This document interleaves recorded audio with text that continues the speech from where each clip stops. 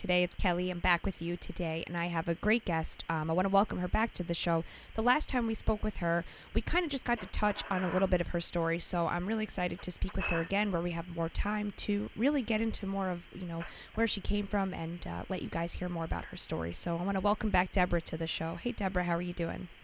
Fine. How are you, Kelly? I'm doing great. Thank you so much for joining us today. Thanks. Sure. So I want to just kind of talk more about your story, and I guess the best place to start with that would be the beginning. Why don't you tell us a little bit about, where you came from and what was growing up like for you? I was born in Colorado, and I was a breech, of course, so that should have started that started my life out great. I was raised by my grandmother and my great-grandmother. My mother, she had me, and when I was 2, she pretty much left me with my grandma and moved to another town, and she was pregnant with a sibling. So I don't, it's hard to know because people are gone, and you can never get a straight story, but I've pretty much put it together. My grandma went down to Grand Junction and told them that she needed to have insurance on me for the car, so if there was an accident, that I was okay. She brought me back from Grand Junction and immediately filed adoption papers. My mother had evidently signed away me, so I was pretty much bought and sold by my mom and my grandma. So I ended up getting adopted by the time I was 4. It was closed adoption. The way she did it, she wasn't going to give me to my mom. But yet, during my lifetime, I spent a lot of time with my mom. My mom was bipolar. She had dysphoric mania. She would beat everybody to death. I got less beatings, but I had to watch. And so by watching all that, and, we used to get locked out of the house for hours at a time because one of the other kids that she had would be sleeping. I grew up, and I had to say that my mom was my sister and my siblings were my nieces and nephew. That was something that you absolutely had to say. My grandmother was a deputy sheriff and carried a lot of weight in Jefferson County. And she was fine, when I was smaller. Mm-hmm. But as I got a little bit bigger, I was pretty much on my own. I was basically an only child, but yet I wasn't an only child. The challenges with that were horrible because one day my mom told me, "You're really lucky because you have 2 moms." I had no idea what she was talking about. So I think what you do then is you start to get 2 steps ahead of everybody. And I can remember asking my grandma one day, when I get older, can I have some of your clothes? And I just never thought that anybody was going to buy me clothes when I got older. I didn't have my own room. I didn't have my own closet. My great-grandma lived with us, and she probably was the only thing that kept me going. It was kind of like a bad Andy Griffith show. There was the basically I was Opie, and then there was the cop, and then Aunt B. Yeah. So we didn't have a lot of money at all, and we lived in a really, really small house, and it was, I never wanted to have anybody over. I was embarrassed. I didn't want to have my grandma come to anything, which she didn't, and because she looked so much older than she was so much older than everybody else's family, and they all had sisters and brothers, and I didn't. I did, but I didn't. Yeah. So my whole life, it was, it would be never introduce anybody like, this is my sister or this is my brother. It was always, my mom is my sister, this is my niece. When I got a little bit older and started to drink, and hanging out with different people. You know, she would try and ground me, of course, and that never worked. The one thing that I got into was track. I was a track runner. I was a distance runner, and I was the only distance runner that they had in junior high. And I was going to go to state. And I got in trouble with alcohol, me and 3 other people, and she took me out of track. I think when she made that move, after everything that I'd been through as a child, which is much more than I can even go through in 10 minutes, I think I just said, forget it, you know, and started drinking. And from that time, I drank. It eventually got to drinking, snorting. I smoked pot. I did everything. And, you know, I didn't care. It didn't bother me one bit if I died. Not one. And so, you know, I continued that until I got married. And then there would always be parties on the weekend. So I wouldn't come home from work and have a beer. It would be not one beer. There was never one beer. It was always 20 beers or, you know, half a bottle of vodka or a whole bottle of wine. It was never, there was never a stopping point. Yeah. And whatever I wanted, it was just, you know, whether it was cocaine, whether it was anything, mushrooms, it didn't matter what it was. I would take it. And so, you know, I went that way through high school. I had a guy at a liquor store that would sell me liquor. And I carried a bottle of, whether it was Jack Daniels or Jim Beam, under the seat of my car. Every day at lunch from school, I would go out and just drink for the whole lunch period, come back and be drunk for the whole history class and the rest of the day. And it just, you know, it was one of those things where I think I drank to just forget and get away. I want to just jump back for 1 second before we get too far ahead. And just to remind you, too, we actually have a half hour today, so we have a little bit more time than we did before. But okay. I wanted to ask you, now you were talking about how you had to refer to your siblings as your nieces and nephew. Now, were they aware that you were their sister, or was this for everybody on the outside, or was this also for them because they didn't know? They didn't know until they were a little bit older. One was 2 years younger than me, and one was 7, and then one was 11. So, you know, it was quite a while down the road before he found out. But when the one closest to me found out, you know, I don't know if we were too young to realize, you know, I mean, I knew, I understood, but I'm not sure if she did. And then the other sister, she remembers when she realized that I was her sister and not her aunt.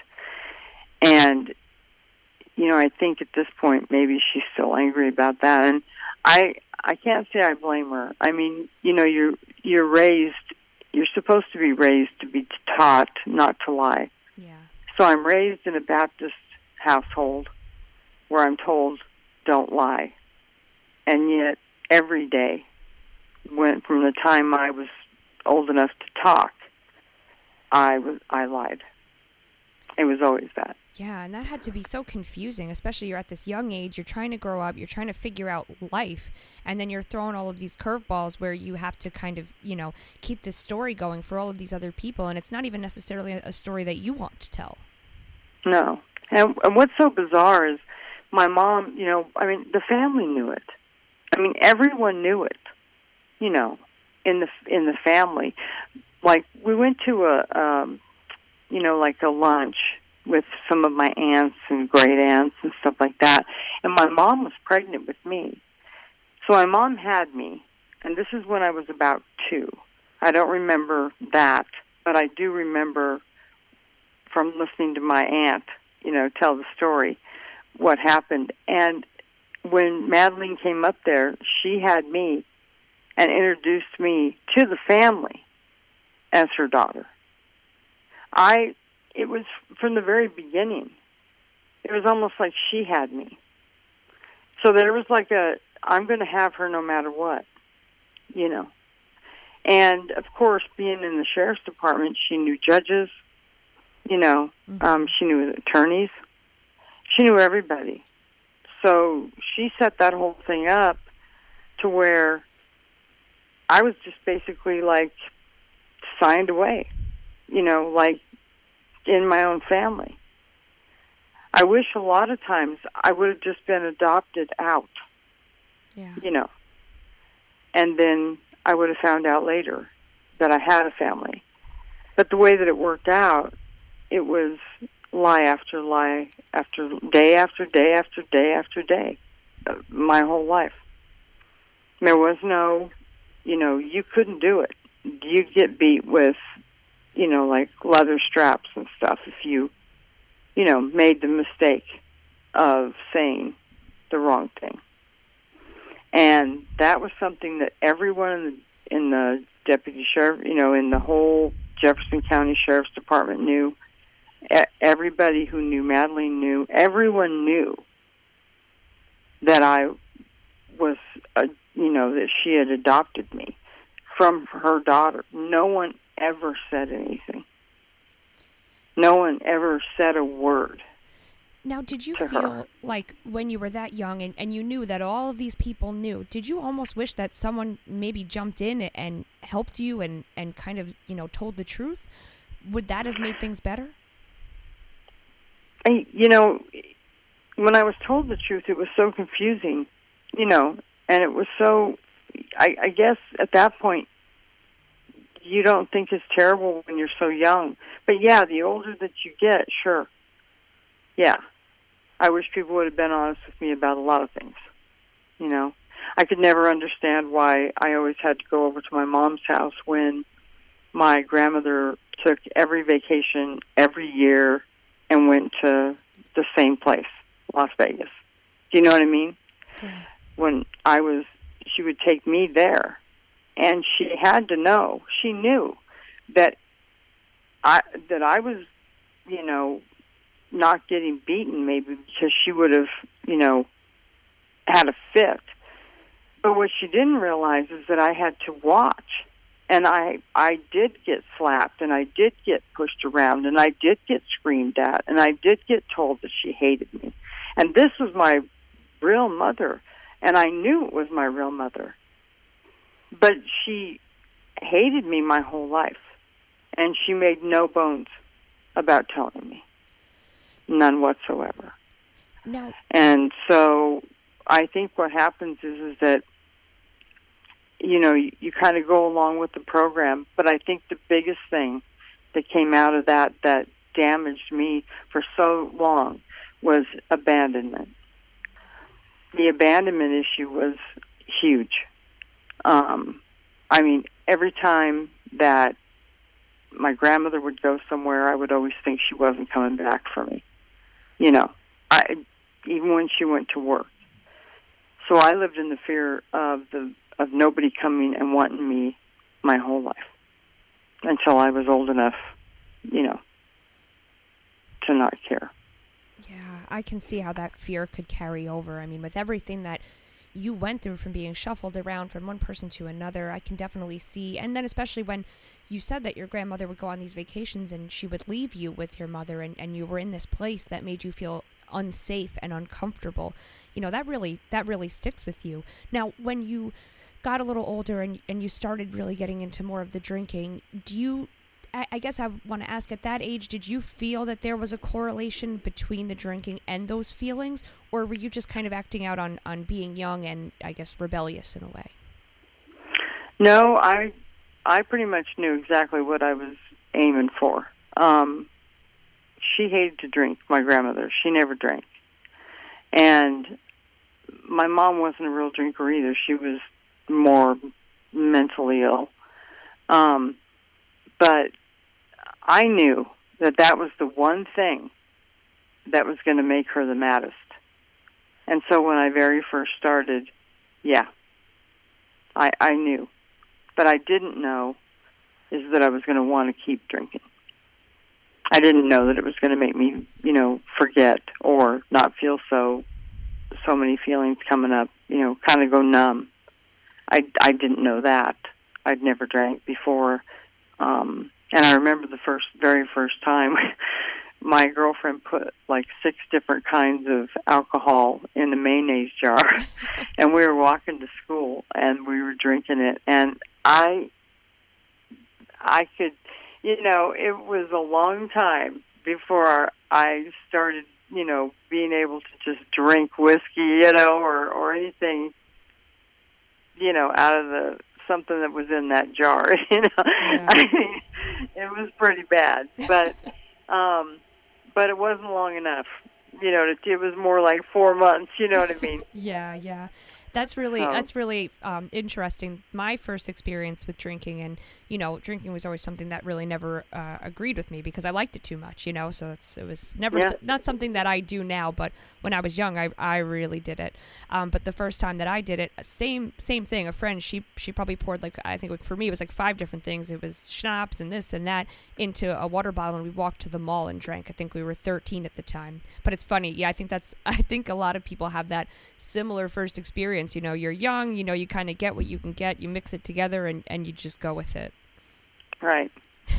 And you don't really know. You don't know. And, most of my grandfather, his brother, different people in our family, it was always the men on one side of the family. They were all pretty much, they were drinkers. Mm-hmm.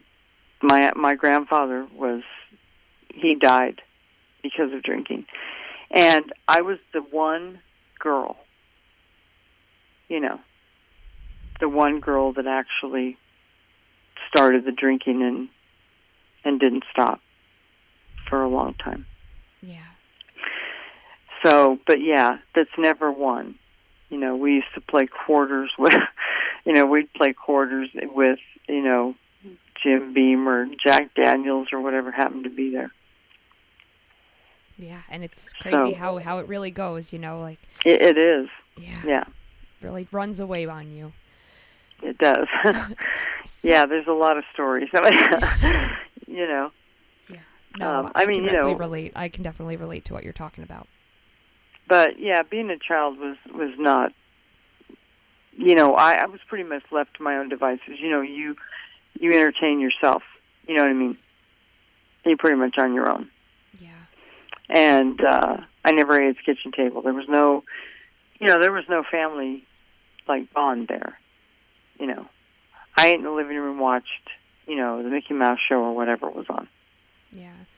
And I'm sorry. Oh no, I was going to ask now, with not having that family bond at home, did you feel like it was something that you searched for outside the home with friends, and especially friends who are doing the things that you want to do, like drinking or partying or doing whatever? You kind of almost make your own little family, and I don't know if that was your experience. Oh, definitely. I was at one of my oldest friends' house.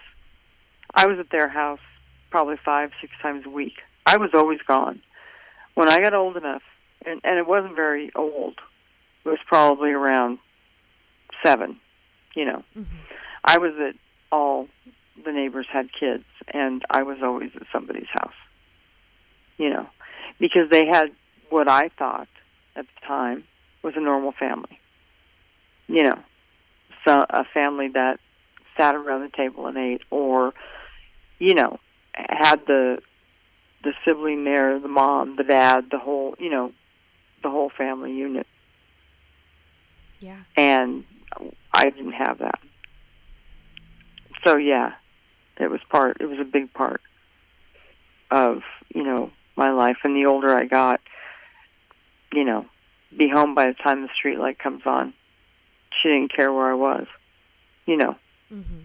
It was wherever you are, as long as you were home. Yeah. When the street lights came on. Yeah, of course. And, so, she did Christmas good, she did Easter good, but, as far as, clothing and stuff like that, I was a tomboy from the time climbing trees and, jump on trampolines with all the boys left me because we could all, play football in our yard. My yard was bigger, way bigger than the house. And so a lot of the friends on the street that I had as well were boys. And again, most of them had families. I think a couple of them, didn't. But, but kids don't talk about it too much. They ask you, maybe you don't really talk about it. It's not something that kids go around talking about unless they ask you, is your mom coming? Well, in my case, it's like, no. And, you know what I mean? There's more to this story, but, I just didn't think much about it, Yeah, of course. When you're that young, you're not going to really think about why aren't these other kids asking about it. You're just kind of going with the flow when you're that age. Yeah, and, later there's peer pressure, So most of my friends knew some of the story. And